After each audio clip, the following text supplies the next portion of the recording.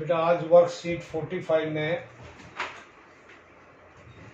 वृत्त की स्पर्श रेखाओं पर आधारित पाठ्य पुस्तक के उदाहरण एग्जाम्पल्स है आपके पास। ये बुक के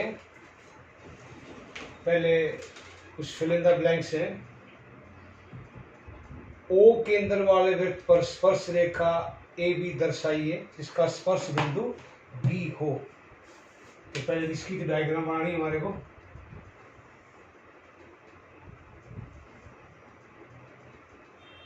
केंद्र उसका नाम दे रखा है ओ। स्पर्श रेखा कहीं भी स्पर्श कर सकती है, ये सपोज कर लो यहां करी।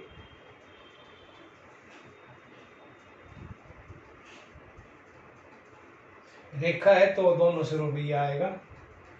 बी पर स्पर्श कर रही है यानी कि स्पर्श बिंदु बी है। तो डायग्राम जब भी बनाओ तो थोड़ा हाथ कहीं रखा है डायग्राम है तो कंपास की सा प्रकार की शायद ऐसे कर लियो बेटा। सेकंड क्वेश्चन, किसी वृत्त की स्पर्श रेखा उसकी छेदक रेखा के समांतर हो सकती है। जैसे ये तो छेदक रेखा यहाँ हो सकती है कोई भी जो इसके पैरेलल हो, तो जरूरी नहीं है तो लेकिन हो सकती है।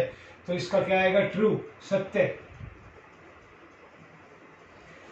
थर्ड क्वेश्चन, वृत्त के स्पर्श बिंदु पर स्पर्श रेखा उस बिंदु से गुजरती हुई इससे गुजरती किस पर लंबवत होती है?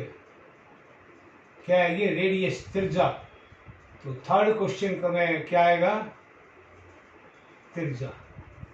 फोर्थ क्वेश्चन, किसी वृत्त के बाहरी बिंदु से खींची गई स्पर्श रेखाओं की, ये वृत्त मान लो यहां से अगर हम खींचे स्पर्श रेखाएं तो ये लंबाई इनकी दूर बराबर होती है, समान होती है। तो क्या आएगा फोर्थ में?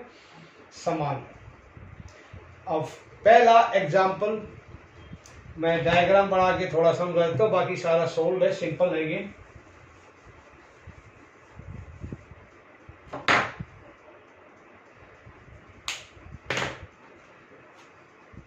सकेंद्रीय वृत्त, सकेंद्रीय वृत्त कौन से होते हैं? जिनका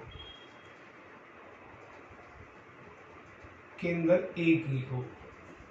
ये केंद्र इसका, एक वृत्त और ले लिया,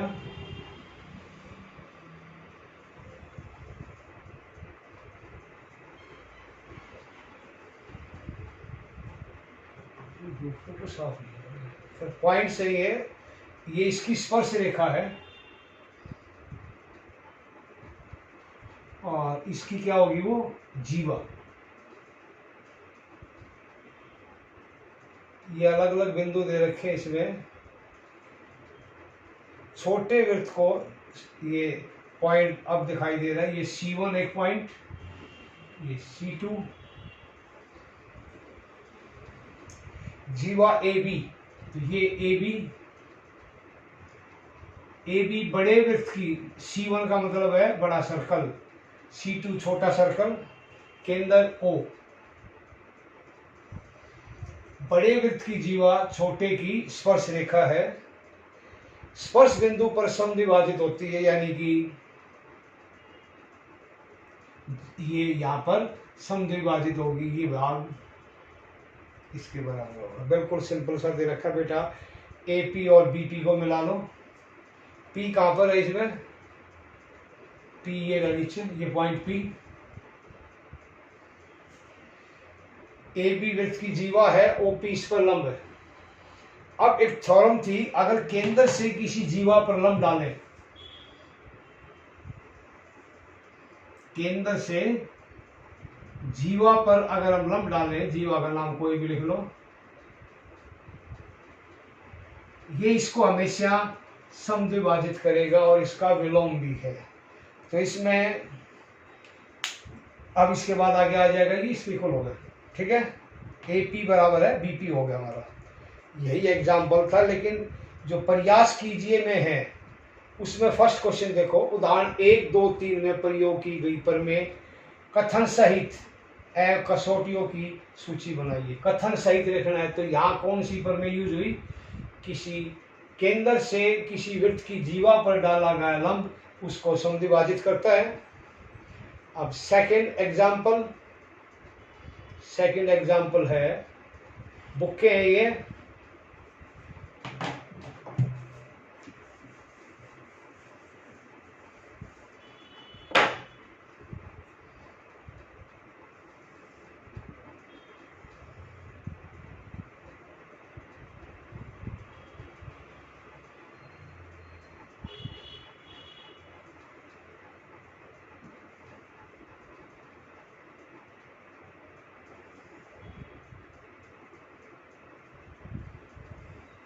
ये इसका केंद्र है,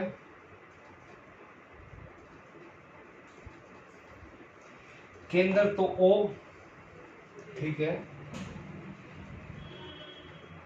ये शायद PQ है, बाकी आप चेंज कर लियो अगर कुछ और तो डायग्राम है आपके पास, और ये T। इसमें T से दो स्पर्श रेखाएं TP और TQ है, ये दोनों स्पर्श रेखाएं हैं। हमारे को सिद्ध करना है एंगल TPQ बराबर है एंगल OPQ का डबल, दुगना। OPQ ये एंगल, इसका दुगना है कौन सा एंगल, TPQ इसका। सोल्ड है, बिल्कुल सिंपल है, लेकिन यहाँ जैसे रखा परमिट 10.2, बच्चों की खासकर आदत होती है वो ये लिखते हैं परमिट 10.2, ये लिखना नहीं है। आप परमे का की जो परिभाषा है, जो उसकी स्टेटमेंट है वो लिखेंगे। तो कौन सी परमे यूज हुई इसमें, किसी बाहरी बिंदु से एक ही वृत्त पर डाली गई स्पर्श रेखाएं समान होती हैं। ये फर्स्ट क्वेश्चन का भी आंसर है, और बाकी ये सिंपल सा दिया हुआ है, नहीं समझ में आए तो फिर बात कर लेना बेटा। अब थर्ड क्वेश्चन, थर्ड में भी यही है, थर्ड की डायग्राम यही दिखा देता हूँ आप लोगों को। ये दो स्पर्श रेखाएं डाली है, इनकी दूरियां लंबाई समान होती है, इसी प्रॉपर्टी का, इसी थ्योरम का यूज किया है। तो जो फर्स्ट क्वेश्चन था हमारा, प्रयास कीजिए में, उदाहरण 1 में अलग थ्योरम है, उसमें थी कि केंद्र से किसी जीवा पर डाला गया लंब उसको समद्विभाजित करता है, और सेकंड और थर्ड क्वेश्चन में किसी बाहरी बिंदु से एक ही वृत्त पर डाली गई रेखाएं, स्पर्श रेखाएं समान होती है। ये ध्यान रखना, एक ही वृत्त जरूर लिखना है। अब सेकंड क्वेश्चन आ जाओ, क्वेश्चन बता देता हूं मैं, एग्जांपल सिंपल है, बुक के हैं। तो सेकंड क्वेश्चन,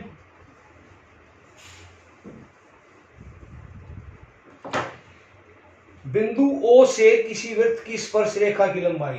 तो पहले अब डायग्राम आप रफली बना सकते हो, कोई दिक्कत नहीं, जब भी रचना या को हो तो उसमें करना पड़ेगा। केंद्र हमने O मान लिया,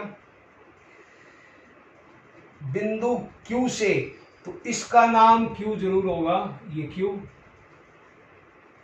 ये स्पर्श रेखा, इसकी लंबाई है 24 सेंटीमीटर, और केंद्र से दूरी 25 मीटर, ये दूरी 25 सेंटीमीटर, इसकी त्रिज्या निकालनी है। इसका नाम कुछ भी लिख लो, P लिख लो, नाम नहीं दे रखा तो अपनी मर्जी है, अपने नाम का पहला अक्षर लिख लो।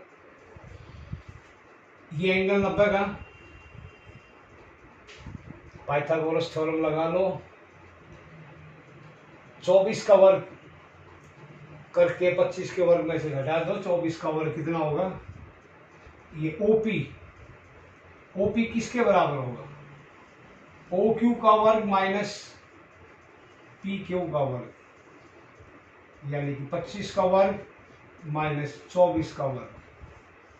अगर वर्ग याद है तो अच्छी बात है, 25 का 625, इसका 576, घटाओगे 49 आएगा, नहीं याद तो ए स्क्वेयर माइनस बी स्क्वेयर के फार्मूले से इसके गुणनखंड कर लो, 25 प्लस 24 वर्गमूल, ये आया 1, और यहाँ 49, ये किसका वर्ग है, 7 का। तो त्रिज्या कितनी होगी, 7 सेंटीमीटर, यानी कि हमारा आंसर होगा ए पार्ट। लास्ट क्वेश्चन आज की वर्कशीट का।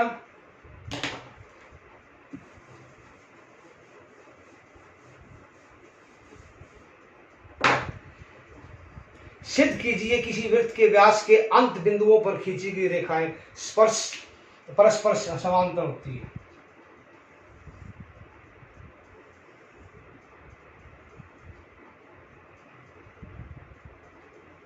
ये व्यास ले लिया इसका, केंद्र ओ। अब दो स्पर्श रेखाएं खींची हैं कहां? व्यास के सिरों पर।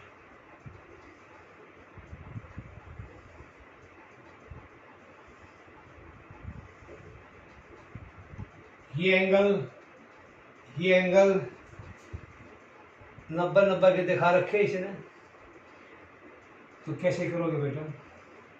ये लाइन, इसका नाम नहीं दे रखा या दे रखा है इसने, कुछ है तो कुछ, चलो पी क्यू, ये व्यास है ए बी, और यहां ये पी और ये टी।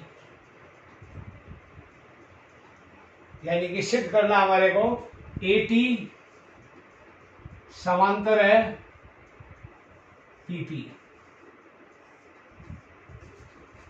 ये एंगल 90 का, ये स्पर्श बिंदु है और ये त्रिज्या है इसकी, और ये स्पर्श रेखा। ये एंगल 90 का, इनका नंबर डाल लो। एंगल 1 बराबर है एंगल 2, प्रत्येक कोण 90 अंश का, 90 डिग्री का। कैसे कोण है ये? एकांतर कोण है, तो ये लिखना पड़ेगा एंगल 1 एंड एंगल 2 एकांतर कोण है।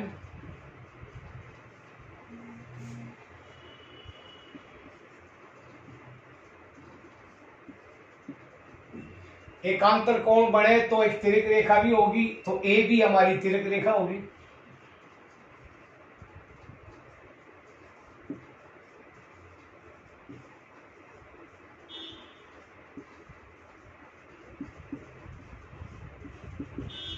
Therefore, अगर एकांतर कोण बराबर हो तो ये AT समांतर है BP के। हेंस प्रूव्ड, यही प्रूव करना था हमारे को। तो बेटा आज की वर्कशीट में इतना ही है, इसको अच्छी तरह रिवाइज कर लीजिए।